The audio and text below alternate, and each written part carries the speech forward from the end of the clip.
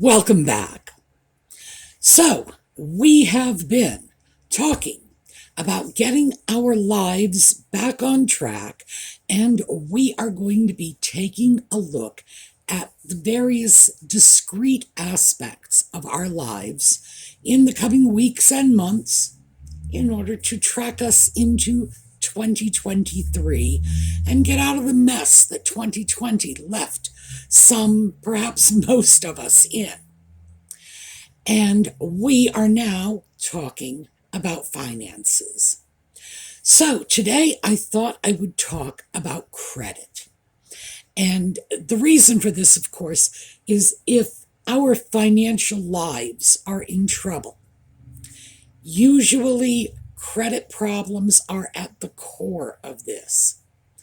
So, even though we are not going to be able to rearrange our entire credit profile in one 30-minute video, I thought we could definitely cover some of the basics, and if you want more, we'll do more, but I can also send you away with a few little tips and tricks you can do right now, no matter what shape your credit is in, to not only improve your credit, but to improve your grasp on your credit profile, your credit history, give you some tools that will help you to better understand and therefore better utilize your credit. So we'll get started when we come back.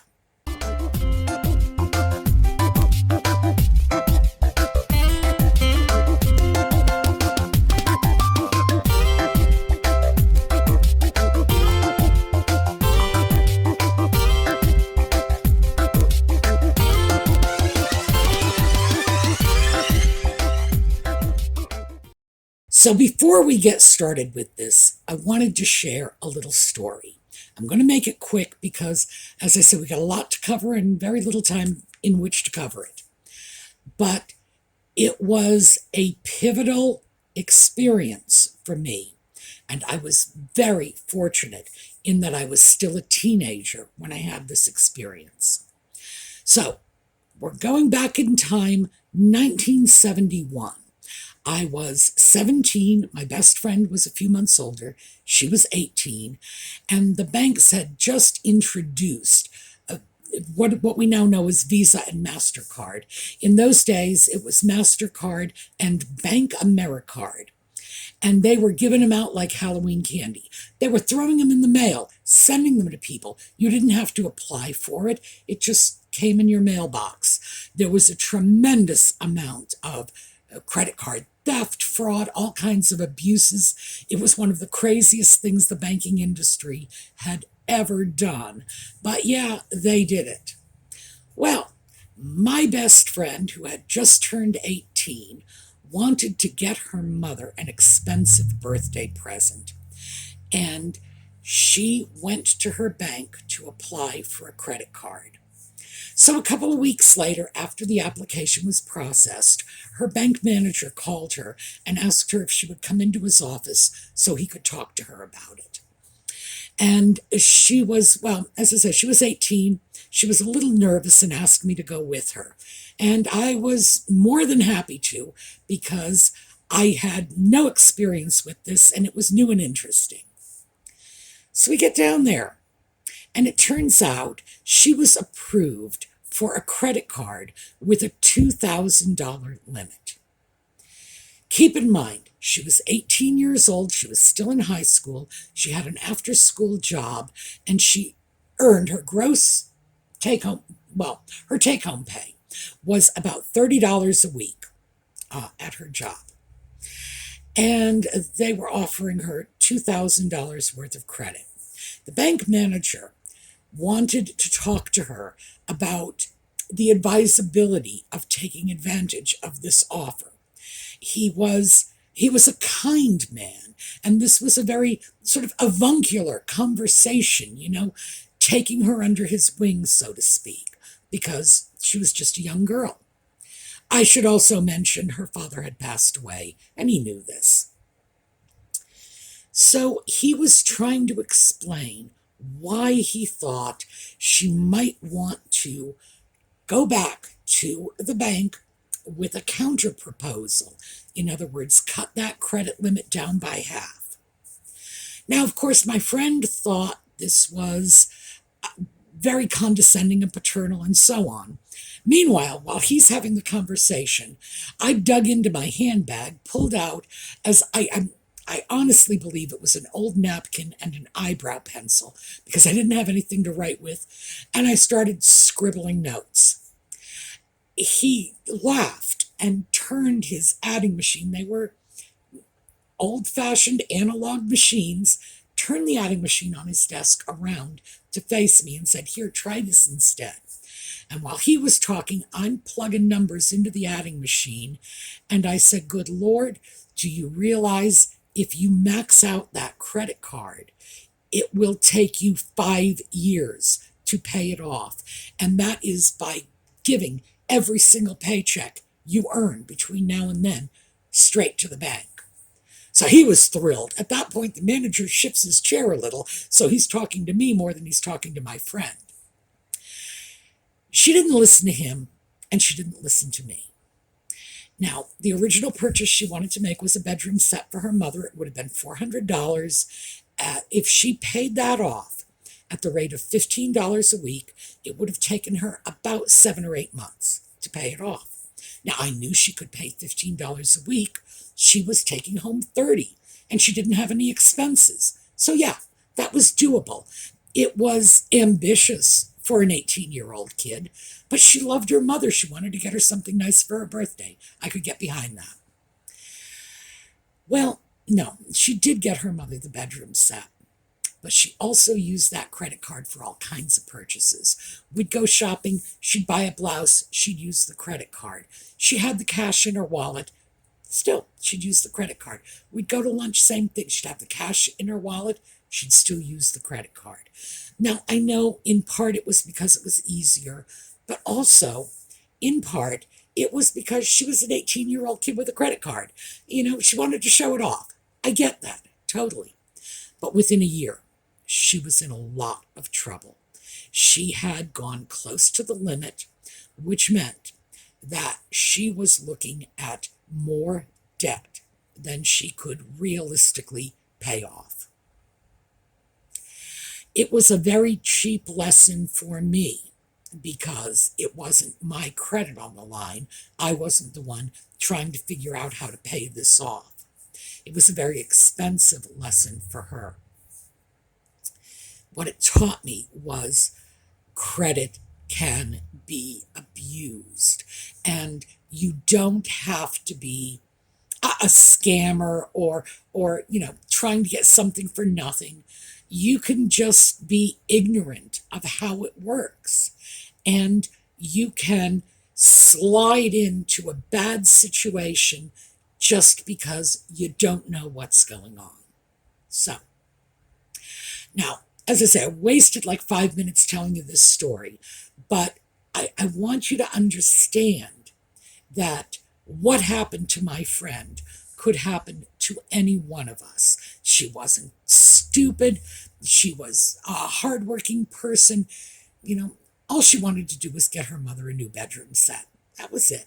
And that's how she ended up in deep, deep trouble.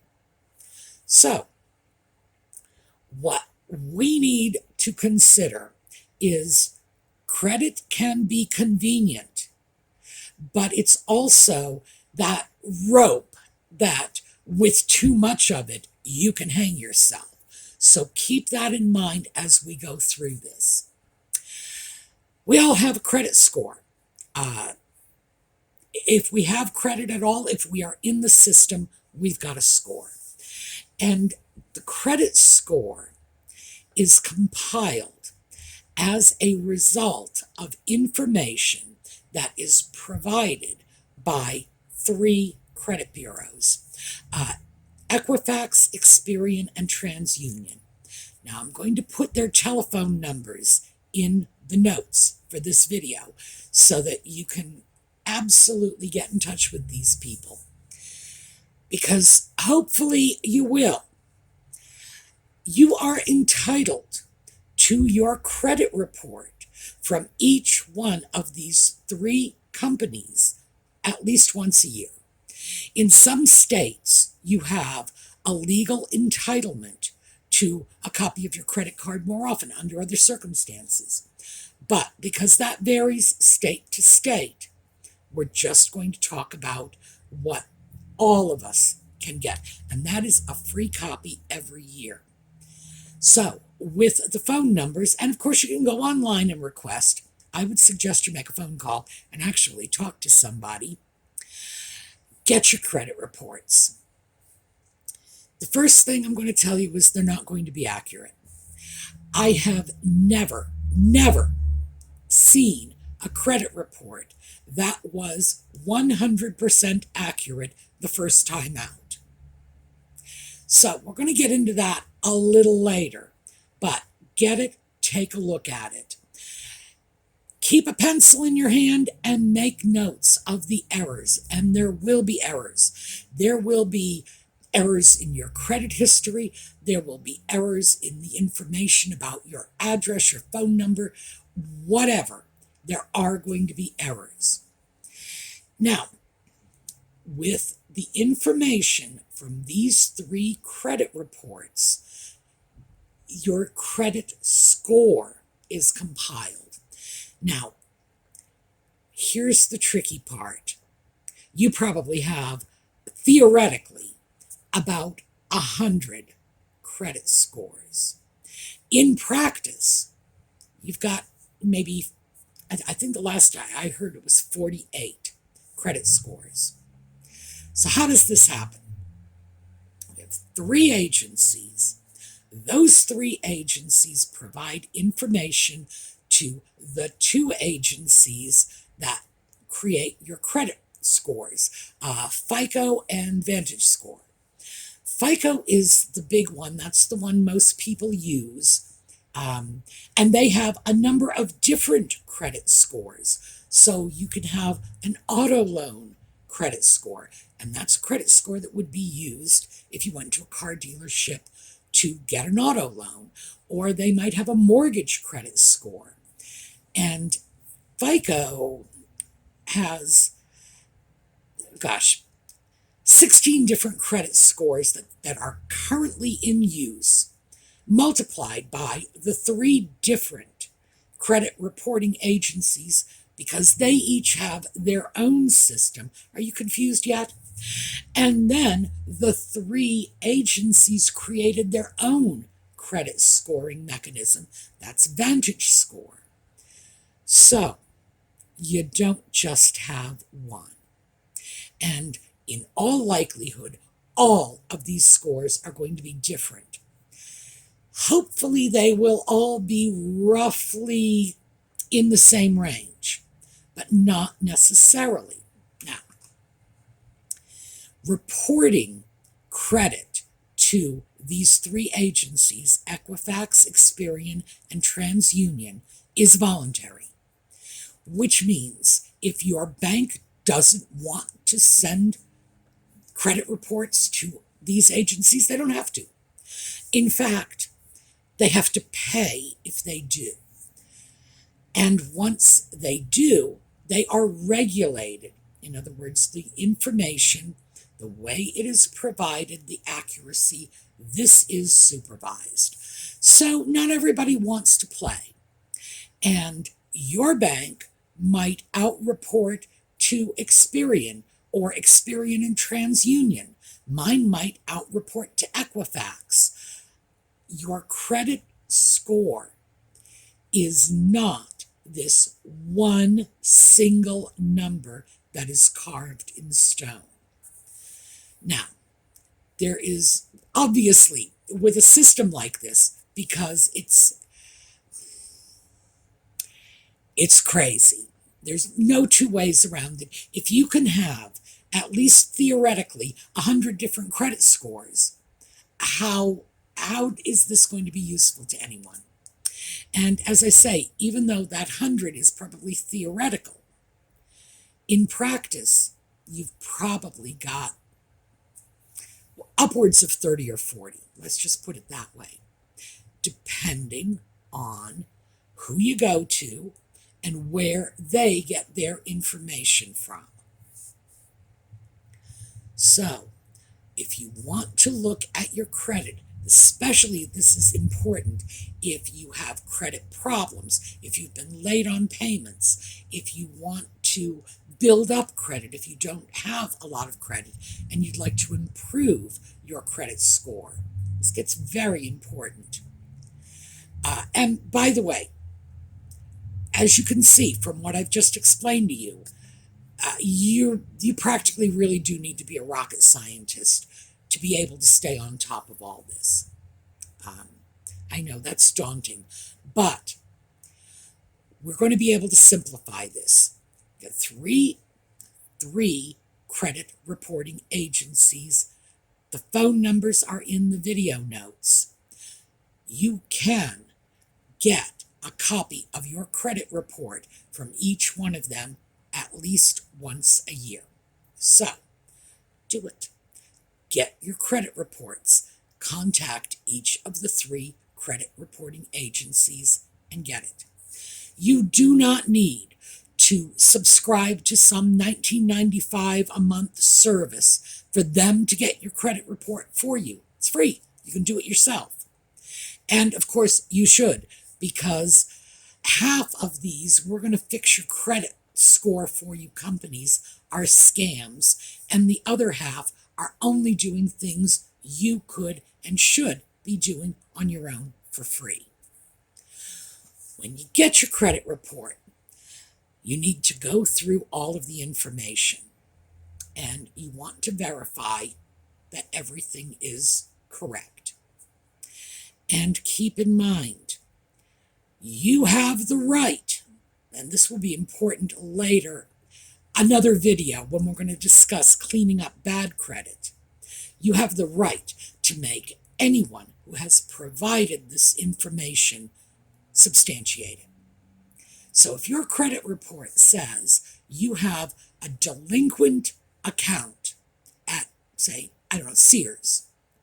I don't even know if Sears still exists. I don't know if they still offer credit cards, but we're going to say Sears for the sake of argument. If Sears says you have an account with them and it's delinquent, they have to prove it. You can just go right back to TransUnion or Equifax or whoever is recording that and say, I want that account verified. And they have to pony up the information. That is very, very important information for you to be aware of. Just because it's on your credit report doesn't mean the buck stops here. Ask them to verify it. And this is one of the quick little things I'm going to tell you right now. As I say, we're going to talk about cleaning up bad credit in another video, assuming you want that. But just a quick little takeaway. Always make people verify it, because they don't always. If you say verify that, they have 30 days to come back with the verification. They might not. If they don't, it falls off your credit report. Isn't that nice to know? Never take anyone at their word. Make them pony up the proof, even if you know for a fact you're delinquent on that Sears bill. Doesn't matter. Make them prove it. It's just a good little piece of advice going forward.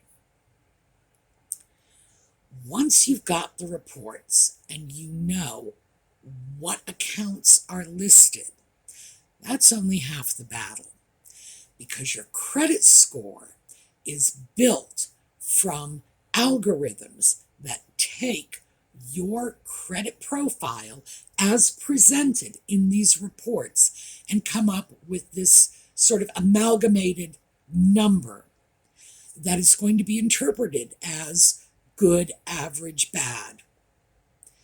And that's where the tricky part comes in. So let me just give you a quick idea of how the same person can end up with a different credit result. Let's say John and Mary both have credit cards, and John and Mary both owe $1,800 on those credit cards. That's what the credit balance is. If John's credit card has a $10,000 limit and Mary's credit card has a $2,000 limit, everything else can be absolutely equal. Their payment history, their income, everything, 100% equal. But John's credit profile is going to be higher than Mary's because he is using a smaller percentage of that overall credit. That's credit utilization. He will be using less than 20% of his available credit. Whereas Mary, remember, John's balance is $1,800, but his limit is $10,000. So it's less than 20%. Mary's limit is $2,000, same $1,800. So Mary is utilizing 90% of her credit limit. And that's how you get into trouble with your credit cards in terms of how they are outreported without even realizing it, without doing anything any differently than someone with a better score.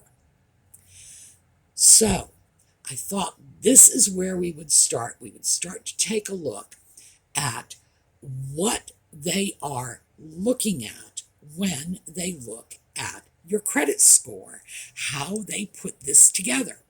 So when you start looking at what they consider, the biggest thing they consider is your payment history. Are you paying your bills on time? So if you have a good payment history, by the way, that's about 40% of what the algorithm is based on, almost half. If you have a good payment history, your credit score is going to be higher than someone who has perhaps a couple of late payments. A couple of late payments are not going to be a disaster, but a number of late payments will be. Another thing they look at is the age of your credit account and the limit. So remember when I spoke about John having a $10,000 credit limit and Mary with a $2,000 credit limit? John's $10,000 credit limit is going to count for a little more on that. This, by the way, is about 20% of what they are using to calculate the score. So, if, for example, you have two credit cards, one of them is 10 years old and you've never used it, and another is 2 years old, that 10-year-old credit card is going to be more valuable in terms of helping your credit score than the 2-year-old card. Now, we've already talked about credit utilization. That was John only using 20% of the amount of available credit, whereas Mary was using 90%. Again, that factors in. New credit. Gee, they don't like new credit. New credit is the sort of thing that will be held against you if you've got a lot of new credit. Old credit counts for more. Let's see.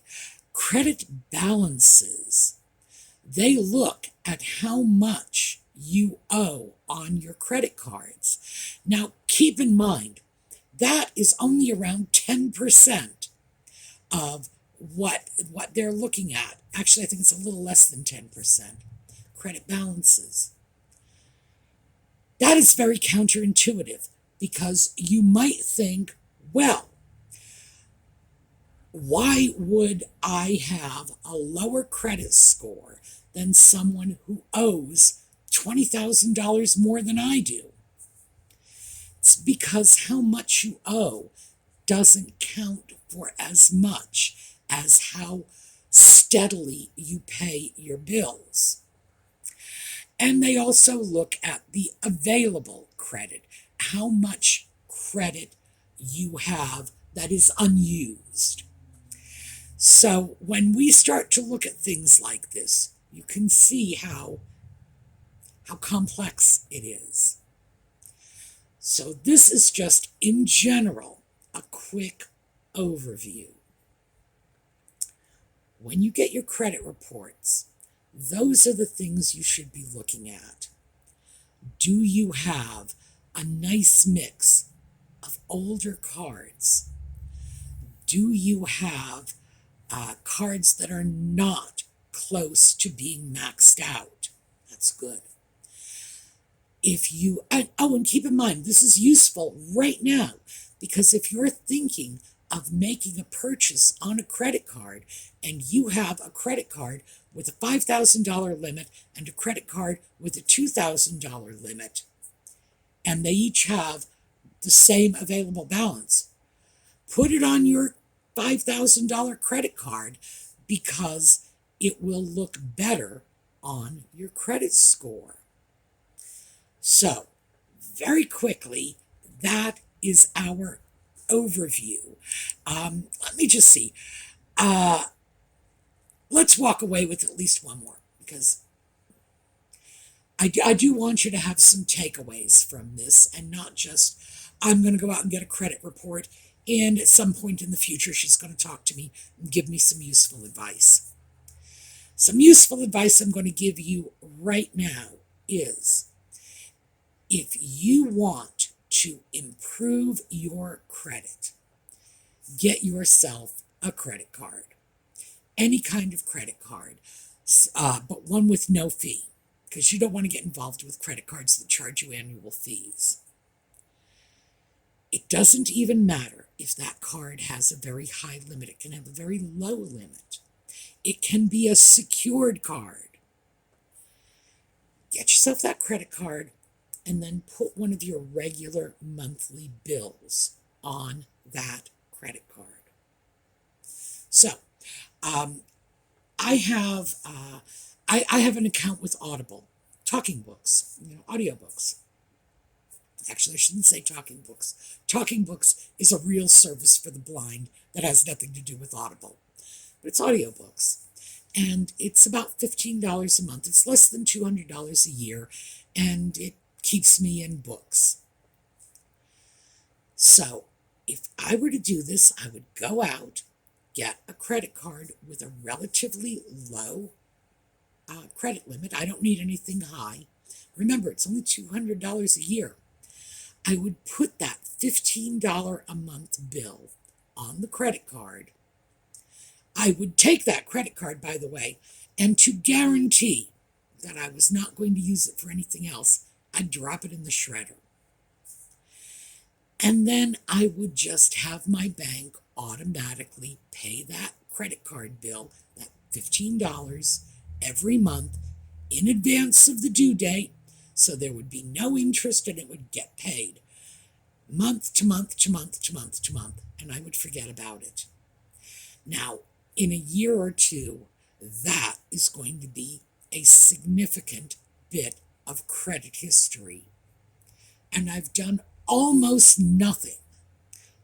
I have not acquired a new bill. I've just acquired a new means of paying a bill I already have. And as I say, for me, I would shred it, because I wouldn't like having the temptation of a credit card lying around. I'd like to believe I wouldn't abuse it, but I don't trust myself that much. I don't buy into credit, and I remember my friend back when we were teenagers. I still have that sort of scary nightmare hanging over my shoulder. That is a really easy way to either improve or build your credit without making any change in your life to speak of. Yes, you will have gotten a new credit card. Yes, you will be paying a bill in a different way, but nah. It's still the same bill I still have with Audible. It's still being paid every month, and that's all there is to it. Right now, my Audible bill is on my bank debit card. So it's getting paid every month. Everything is fine. Just shift it over so that I would be using credit to pay a bill that I'm ordinarily paying virtually with cash anyway. Super, super easy. So let's start by getting those credit reports. And then, if you want to continue with this, we will. We can talk specifically about building credit, improving credit. If you have issues with your credit, there may be ways for you to do things that are more advantageous to you. So, grab the credit reports, take a look at it, see where you are. This video has a comment section for a reason. Tell me where you want to go with this. Tell me what your issues are, and we'll start to take a look at it. And do keep in mind that when I was working, I had a client population that was, quite frankly, impoverished. These were women on public assistance. So one of the things I know is how to deal with bad credit, how to improve it, how to dig out of a hole. It's what I was trained to do. So let's start with this as our overview, and we will take this as far and in whatever direction you want to go in. All right, that's what I have for you today. Audie, by the way, is still right back here on that chair, snoozing. I'm going to let him sleep today. He had a rough night. It wasn't raining, but, it doesn't take much to unsettle a little cat. So, I will see you all this evening if you follow me on Just Chatting. Otherwise, we will see you next weekend, and we're going to continue with our Clean Up Our Lives campaign. Meantime, have a terrific day.